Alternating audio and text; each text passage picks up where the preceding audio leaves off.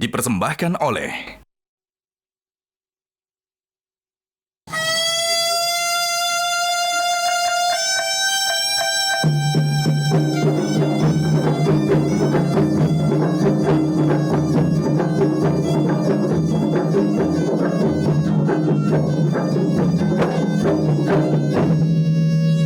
Assalamualaikum Bang Din. Waalaikumsalam warahmatullahi wabarakatuh. Lengkap salamnya. Iya, Warahmatullahi wabarakatuh. Bang Din, ini saya melihat fenomena yang banyak terjadi sekarang ini di masyarakat Indonesia. Adanya toleransi dalam hal antar umat beragama, kemudian terhadap sesama Muslim sendiri. Nah, sekarang ini kalau mengembangkan toleransi dalam organisasi ini, mengapa semakin banyak ya adanya perbedaan pendapat yang terjadi? Itu mungkin mengapa perlu gitu ya. Iya, mengapa Mengembangkan perlu? toleransi Iya, dalam kehidupan berorganisasi. iya, Ya, manusia mempunyai watak dasar untuk berorganisasi, yaitu berkumpul dan berhubungan dengan orang lain. Menjadi bagian dari insting naluri kemanusiaan itu associativeness instinct, yaitu insting naluri untuk berasosiasi, untuk berhubungan dan akhirnya berkelompok. Lahirlah organisasi. Maka umat manusia yang banyak di dunia ini ya, niscaya berada dalam organisasi. Paling tidak kalau dalam sebuah negara, negara itulah organisasi. Anggotanya ya rakyat warga negara. Dan nanti negara berasosiasi dengan negara-negara lain, terjadilah asosiasi-asosiasi negara ya. ASEAN, Liga Arab, bahkan Perserikatan Bangsa-Bangsa atau OKI, Organisasi Kerjasama Islam. Ke bawah manusia terlibat ya, yang dalam satu negara dalam organisasi-organisasi. Jadi suatu keniscayaan. Nah, karena organisasi itu terdiri dari orang-orang, manusia-manusia yang berbeda latar belakang, berbeda pendidikan, berbeda pengetahuan, dan berbeda keinginan, itu selalu muncul. Maka dalam organisasi itu sering, kalau tidak selalu terjadi konflik. Ya. Berarti Dalam organisasi kamu terjadi konflik. Nah, disinilah perlunya tasamuh, toleransi. kadang ketika kita berorganisasi, kadang kita lupa seberapa pentingnya itu sikap toleransi ketika Iya, satu sering terlupakan karena kepentingan-kepentingan individu-individu, bahkan kadangkala ya bukan orang per orang, tapi kelompok, klik-klik, yang disebut friksi, yang disebut fraksi dalam satu organisasi ya, klik-klik ya. Nggak usah jauh-jauh lah, dalam sebuah paguyuban nggak berbentuk organisasi, kelompok arisan, 30 orang, biasa kaum ibu ya. Oh itu pasti ada. Atau selalu lah, tidak pasti, klik-klik ya. menentukan tempat kumpulnya arisan aja bisa beda pendapat. Ada kepentingan. Ada kepentingan, termasuk siapa yang dapat. Itu dalam skala kecil. Ya. Nah, oleh karena itu ya toleransi ini penting kita bahas secara khusus dalam kehidupan berorganisasi yang memerlukan adanya toleransi, tasamuh. Kalau toleransi kemarin kita kaitkan dengan menghargai atau menghormati perbedaan, dalam organisasi ya itu masih berlaku, menghormati, menghargai perbedaan pendapat di antara pengurus organisasi, di antara anggota organisasi, atau toleransi akan mengambil bentuk perbedaan terhadap pikiran yang berkembang di dalam menjalankan organisasi dan di dalam memahami ya, konstitusi organisasi yang disebut ADART, anggaran dasar, anggaran rumah tangga. Ada organisasi yang tidak mau pakai istilah ADART karena anggaran katanya. Padahal nggak ada uang. Maka memakai pedoman dasar, pedoman rumah tangga. Majelis Ulama Indonesia pakai PDPRT ya. Jadi sudah ada, disepakati bersama, tapi ketika melaksanakannya ya. Ada perbedaan pendapat. Nah, di sini ada perlunya toleransi itu. Jadi toleransi terhadap pendapat yang berkembang dalam menjalankan organisasi dan toleransi di dalam memahami perbedaan pemahaman terhadap konstitusi. Padahal di satu sisi kan memang naluri manusia ya untuk berkumpul atau berkelompok. Tapi setelah berkelompok tetap saja terjadi perbedaan atau perselisihan dan Itulah namanya ketidaktoleransi. manusia. Walaupun sudah bersepakat membentuk organisasi dengan tujuan yang sama, kemudian bersepakat meletakkan pedoman yang disebut ADART, konstitusi, tapi di tengah jalan muncul kepentingan. Dan apalagi dalam organisasi massa yang ada kegiatan memilih pimpinan, ya, lewat muktamar, kongres, wah, Rawan.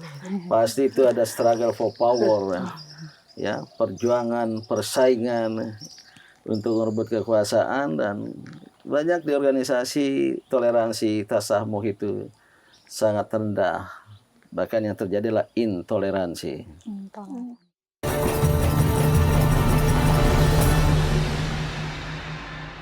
Dipersembahkan oleh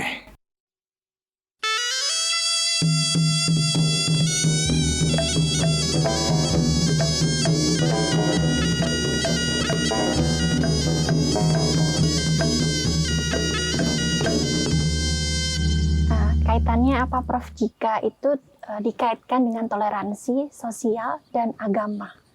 Tentunya kan lebih meluas. Ya, toleransi agama ya antar umat beragama. Adakah batasannya? Toleransi sosial, ya toleransi dalam kehidupan sosial.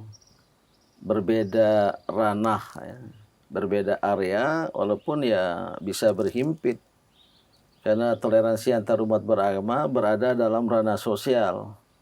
Maka juga masuk dalam pentingnya toleransi dalam kehidupan sosial. Ya. Tapi kajian kita kali ini kan di dalam organisasi, ya, yang berada dalam kehidupan sosial. Hidup berorganisasi adalah salah satu bentuk dari kehidupan sosial, ya. Maka batasan-batasannya ya sebatas wilayah, ya, organisasi itu sendiri. Jangan nanti dalam hidup berorganisasi masuk dan dimasukkan masalah pribadi, masalah keluarga. Dan itu sangat mungkin isu keluarga masuk ke organisasi, masuk di dalam organisasi. Ya, walaupun itu demikian, mungkin tak terelakkan, ya, terutama pada posisi pemimpin. Jadi urusan pribadi pun bisa diungkit-ungkit, urusan keluarga pun bisa diungkit-ungkit, dan menjadi isu terutama karena mungkin, ya, ada tuntutan pemimpin itu menjadi teladan, menjadi qudwah, sebagaimana yang juga kita bahas di ruangan ini. Dalam kita beragama dan membangun toleransi, terutama dalam lingkaran seagama, intra, ya, agama, pendasarnya itu pegangannya kitab suci, Al-Quran dan Al-Hadis. Kalau dalam kehidupan bernegara, ya konstitusi negara. Dan ada undang-undang sebagai penjabaran dari undang-undang dasar itu. Dalam kehidupan berorganisasi ada ADRT tadi, ada PRT. Itulah yang menjadi urusan, dan jangan coba-coba untuk dilanggar. Ya, toleransi ya bukan harus menerima pendapat orang lain padahal dia bertentangan dengan ADART organisasi. Kalau sudah menyangkut ADART, konstitusi organisasi, itulah benchmarking, ya, yang harus menjadi pegangan sehingga tidak boleh dilanggar. Yang boleh menjadi wilayah toleransi itu di dalam memahami dan menerapkan konstitusi itu. Organisasi kecil kan kantor. Itu sering terjadi dalam istilah bahasa Inggris office politics. Politik kantoran. Karena kantornya banyak, ya. Apalagi banyak lantai, banyak ruangan, biru, wah, itu ada office politics, ya. Politik kantoran, baru mau ngebuka ketika makan siang. Saling membicarakan. Nah, ini wajah dari intoleransi yang sering berkembang ya dalam kehidupan berorganisasi. Kalau dari sisi pandangan Islam sendiri itu melihat toleransi dalam organisasi apa saja itu ada aturannya? Tasamuh itu kan ajaran Islam, maka mengapa diangkat sebagai prinsip dari wasatiyat Islam dan wajah atau ciri dari umatan wasato ya. Jelas ada ayat Al-Qur'an yang sudah sering juga kita angkat di ruangan ini ya. Ada satu ayat ya, yaitu tafassahu fil majalis. Berlapang dadalah dalam majelis. Majelis Arabnya tempat duduk. Majelis bisa rapat, bisa pertemuan. Ya. Atau bisa dalam bentuk majelis permusyawaratan konferensi. Tafassahu sama dengan tasamuh, berlapang dada, bertoleransi.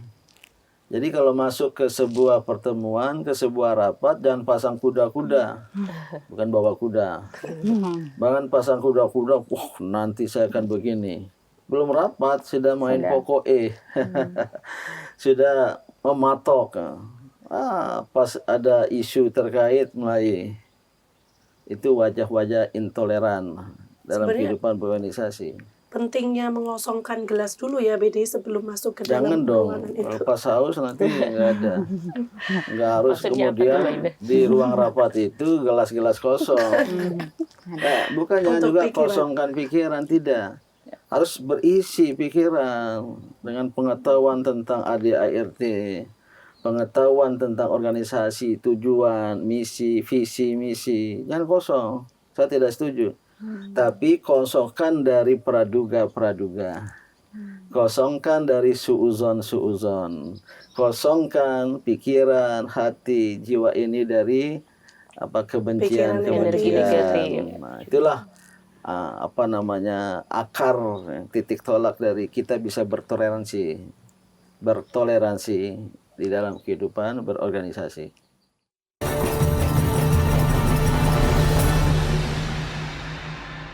Dipersembahkan oleh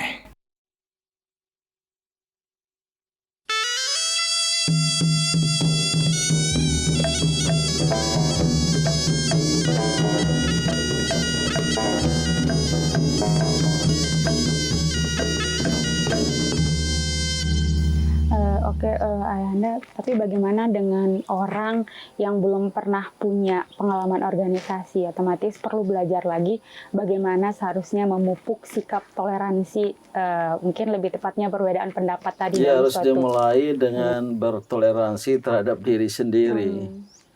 Aneh ya.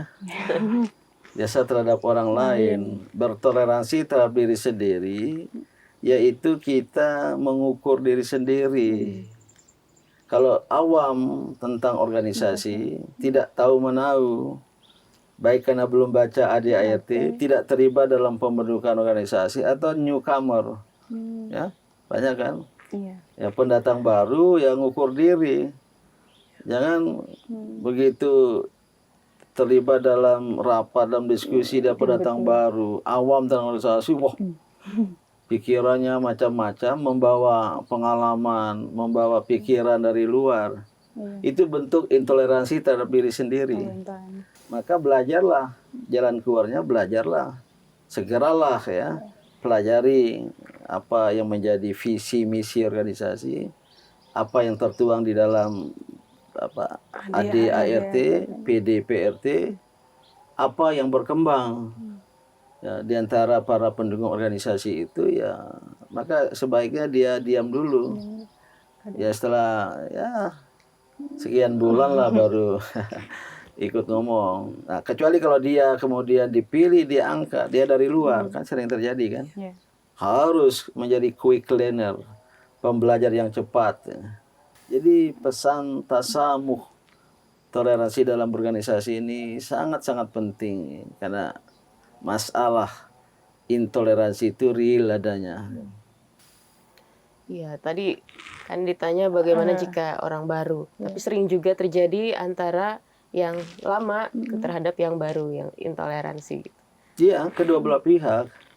kepada semuanya. Tadi sudah saya singgung juga.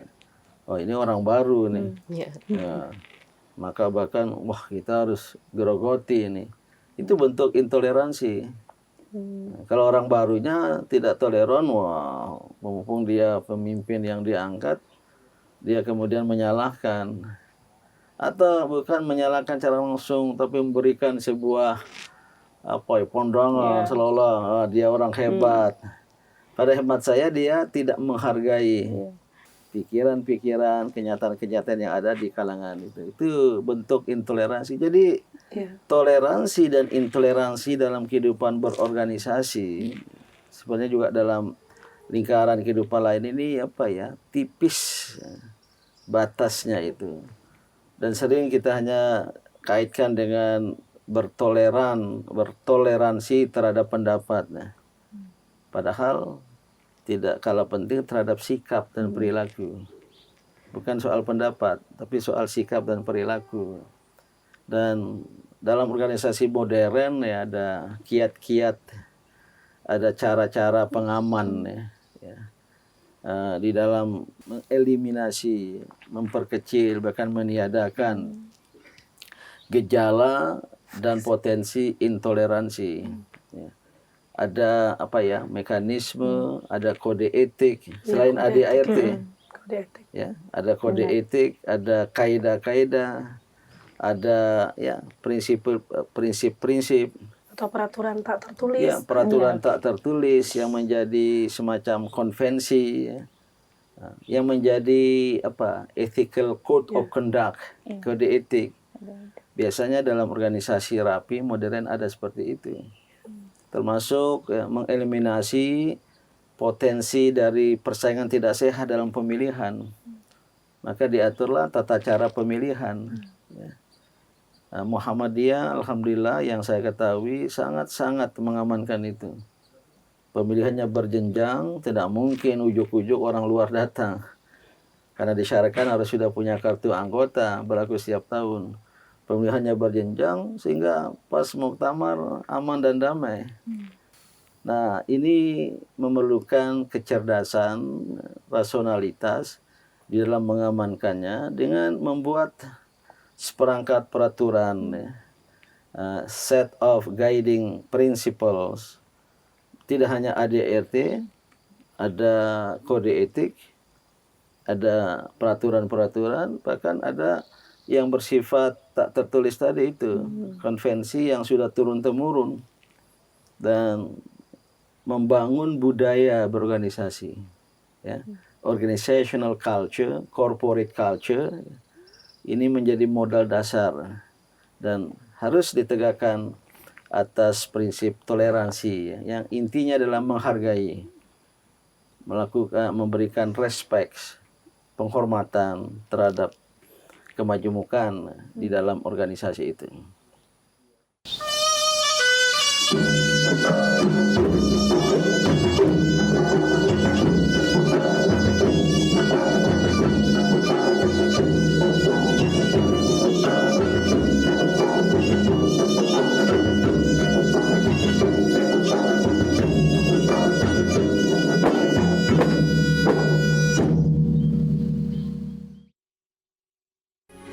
Metro TV